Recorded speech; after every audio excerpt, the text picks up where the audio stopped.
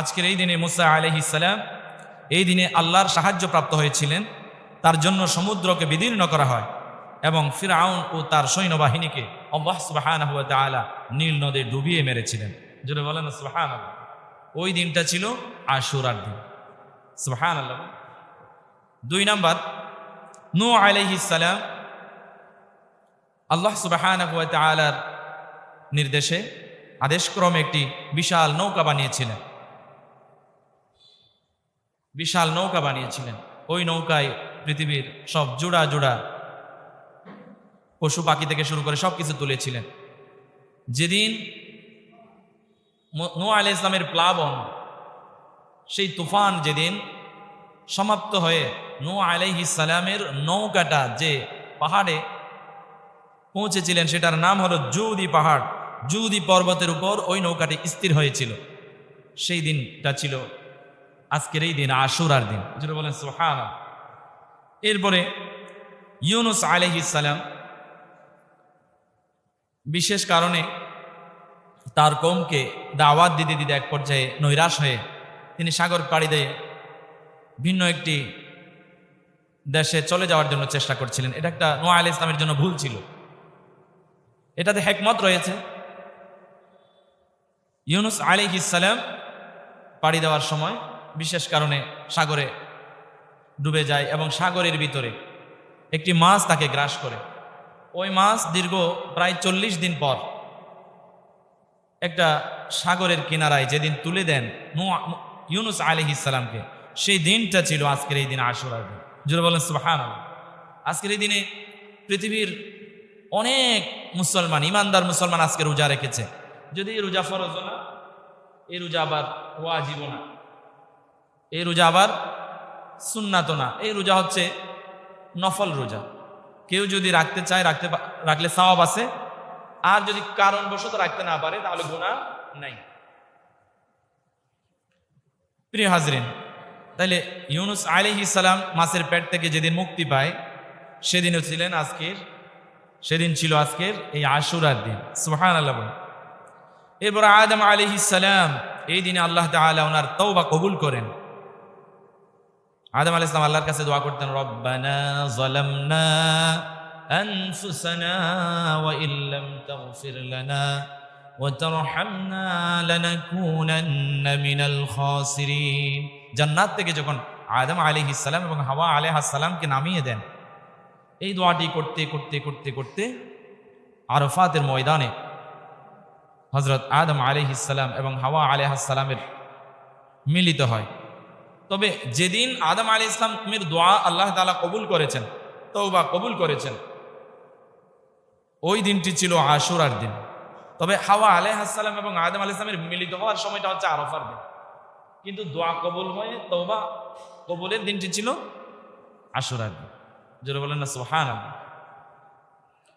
এরপরে ইউসুফ আলাইহিস সালাম, আপনারা জানেন ইউসুফ জুলেখার কত ইতিহাস, কত ঘটনা, কত কাহিনী আপনারা শুনেছেন। এমনকি ইউসুফ আলাইহিস সালামকে নিয়ে অনেক দেশে ফিল্ম তৈরি করা হয়েছে, ইউসুফ জুলেখার নাটক তৈরি করা হয়েছে, যদিও এগুলো মোটেও উচিত হয়নি। তবে আমি যা দেখেছি,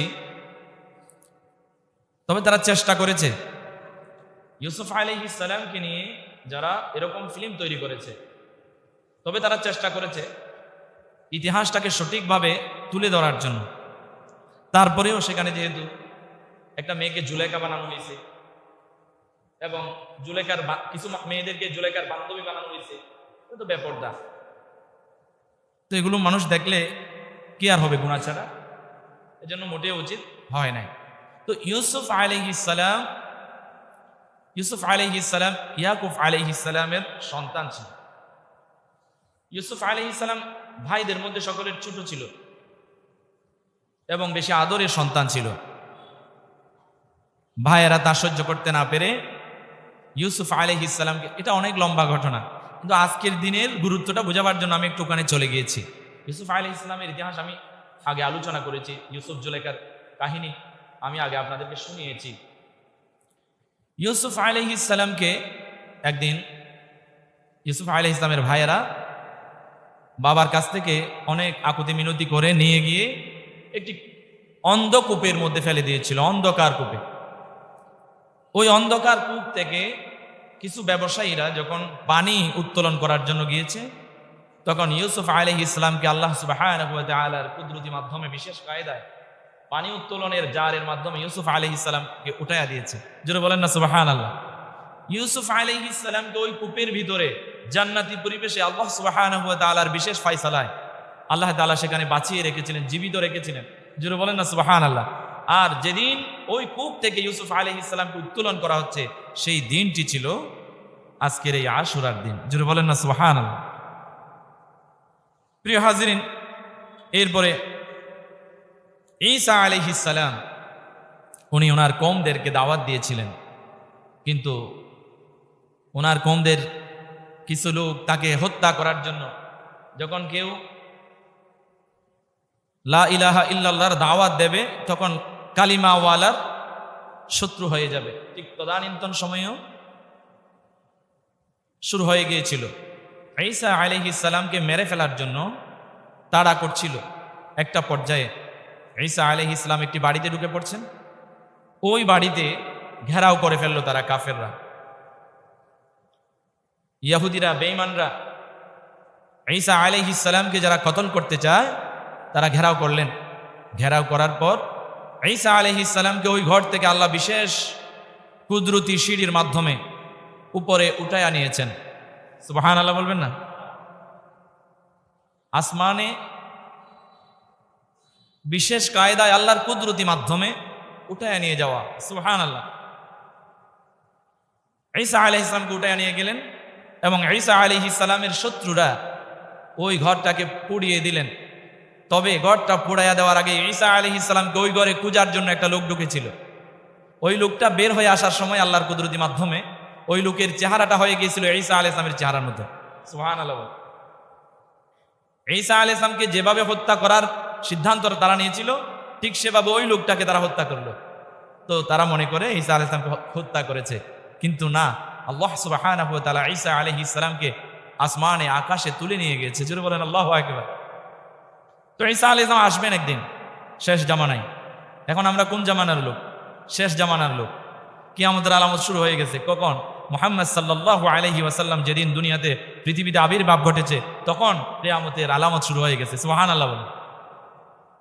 সাহাবা ইকরাম রিদওয়ানুল্লাহি তাআলা আলাইহিম আজমাইন জিজ্ঞাসা করেন, ইয়া রাসূলুল্লাহ, কিয়ামতের আলামতগুলো বলেন। মুহাম্মদ সাল্লাল্লাহু আলাইহি ওয়াসাল্লাম তাদেরকে বলেন, কিয়ামতের আলামত তো আমি দুনিয়াতে আবির্ভাব হওয়ার সাথে সাথে শুরু হয়ে গেছে। সুবহানাল্লাহ বলেন। কারণ আল্লাহর নবী হচ্ছেন শেষ নবী। সুবহানাল্লাহ। তো প্রিয় হাজরিন, শেষ জামানায় দাজ্জাল যখন আসবে, দাজ্জালকে প্রতিহত করার জন্য ইমাম মাহদী আলাইহিস সালামের সাথে হযরত ঈসা আলাইহিস সালামকে আল্লাহ সুবহানাহু ওয়া তাআলা নামায়া দেবে আকাশ থেকে। কেন নামাবে? ঈসা আলাইহিস সালাম আল্লাহর কাছে দোয়া করতেন, আল্লাহ, শেষ জামানায় আপনি একজন নবী পাঠাবেন, যে নবীর উম্মতরা পূর্বেকার যুগের নবীদের চাইতে মর্যাদাবান হবে। সুবহানাল্লাহ বলেন। তো ওই নবীর উম্মত যদি আমি হতে পারতাম, আকাঙ্ক্ষা করত। ঈসা আলাইহিস সালামের আকাঙ্ক্ষা এবং দোয়া আল্লাহ কবুল করেছেন। ঈসা আলাইহিস সালামকে জীবিত আসমানে উঠায় নিয়ে গেছেন। আবার দাজ্জাল যখন আসবে, দাজ্জালকে প্রতিহত করার জন্য ইমাম মাহদী আলাইহিস সালামের সাথে, ইমাম মাহদী আলাইহিস সালাম যখন প্রকাশিত হবেন, ঈসা আলাইহিস সালামকে আল্লাহ সুবহানাহু ওয়া তাআলা পৃথিবীর মাটিতে নামায়া দেবেন। সুবহানাল্লাহ। তো ঈসা আলাইহিস সালামকে যেদিন ওই ঘর থেকে বিশেষ কুদরতি মাধ্যম উঠে আনিয়ে গিয়েছিলেন, ওই দিনটা ছিল আজকের এই দিন, আশুরার দিন। জোরে বলেন সুবহানাল্লাহ।